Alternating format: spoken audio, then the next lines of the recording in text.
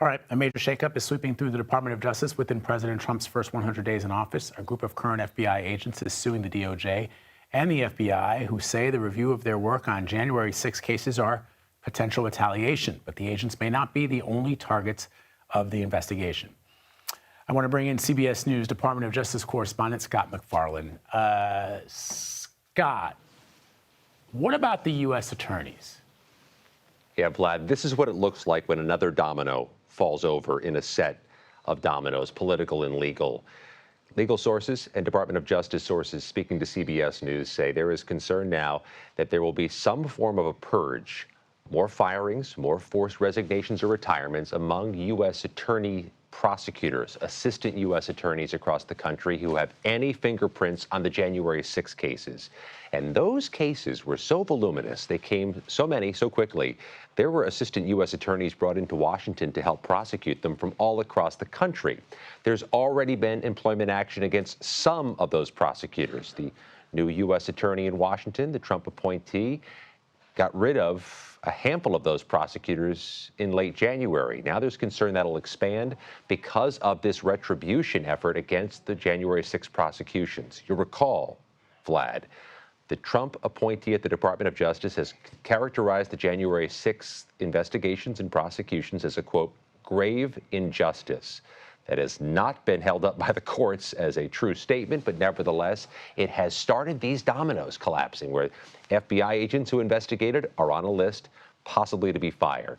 Prosecutors who were in the courtroom, some have been fired, more are concerned about being fired. What you're doing there, Vlad, is potentially gutting the offices that are in place to help protect Americans from federal crimes, gun crimes, drug crimes, sexual misconduct, child predators, and terrorism. What a list, Scott. And as you know, the courts have blocked some of the major Trump initiatives, prompting both the president and the vice president to take aim at the judiciary branch of the U.S. government. What are you hearing from lawmakers, from your sources about this pull between the White House and the DOJ? Because at the end of the day, our founding fathers set up three co-equal branches of government. People keep forgetting. It seems as if people who have law degrees, and I don't have one, who went to very fancy law schools, keep suggesting that the president of the United States has the power to subjugate the judiciary if he doesn't like their rulings. And that's just not the way our system of government is set up.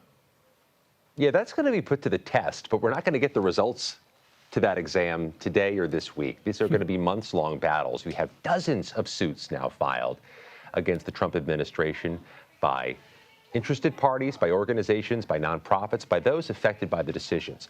Those are going to go through the court system in a time that you measure in months or years, not in days or weeks. These will be challenged at the appeals court level by whichever side doesn't prevail. So when the vice president says it may not be in the court's jurisdiction to adjudicate these cases, that'll be tested too. But this is a long process. There are appeals courts for this. There is a Supreme Court for this. I think the more immediate concern, Vlad, is the test between the Department of Justice, the Trump administration, and those on-the-ground agents right now. There is 3 weeks into the administration, this concern that Trump administration is defanging the investigators.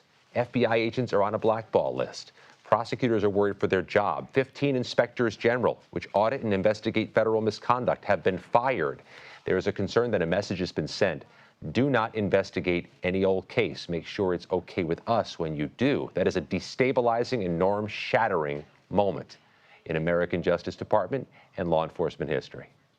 And Scott, final question. I mean, we haven't even talked about how Elon Musk fits into this equation. This is an unelected individual who has no accounting skills, as far as I can tell.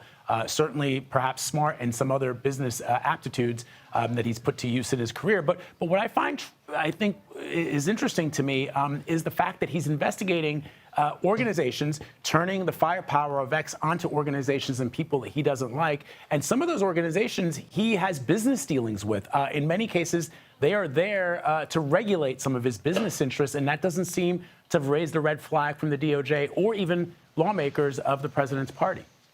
It's quite a contrast, Vlad, as the Trump administration kind of neuters its investigative agencies, from the Department of Justice to the inspectors general to the auditors of government, and hands that auditing, investigating power over to Elon Musk.